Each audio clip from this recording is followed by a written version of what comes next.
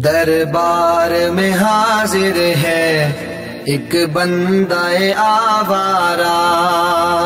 سرگشتہ و درماندہ، بے ہمت و ناکارہ، وارفتہ و سرگرداں، بے مایا و بیچارہ۔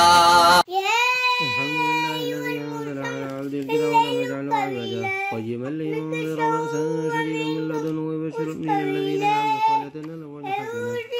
ماكثين فيه أبدا وينذر الذين قالوا اتخذ الله ولدا ما لهم به من علم ولا لآبائهم كبرت كلمة تأخذها من يقولون إلا كذبا فلعلك باخع نفسك على آثارهم بهذا الحديث أسفا إنا جعلنا ما على الأرض زينة لها لنبلوهم أيهم أحسن عملا وإنا لجاعلون ما عليها صعيدا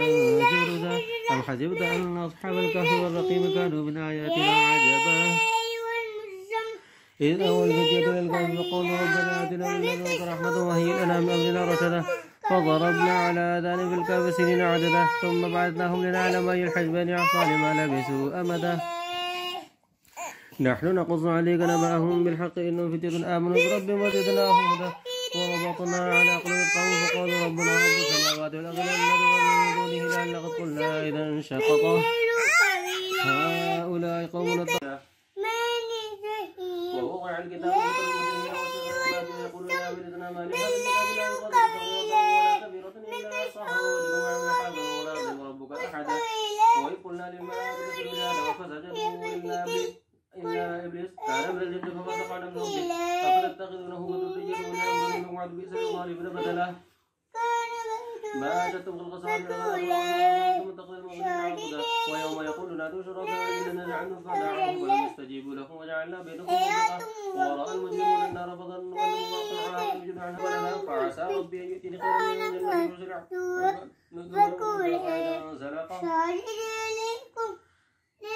أو يصبح ماؤها غورا فلن تستطيع له طلبا وأحيط بثمره فأصبح يقلب كفيه على ما أنفق فيها وهي خاوية على عروشها ويقول يا ليتني لم أشرك بربي أحدا ولم تكن له فئة ينصرونه من دون الله وما كان منتصرا هنالك الولاية لله الحق هو خير ثوابا وخير عقبا وضرب لهم مثل الحياة الدنيا كماء إن أنزلناه من السماء فاختلط به نبات الأرض فأصبح هشيما تذروه الرياح وكان الله على كل شيء مقتدرا المال والبنون زينة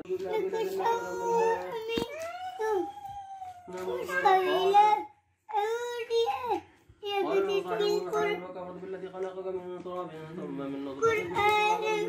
لكنه الله ربي لا أشرك بربي أحدا ولولا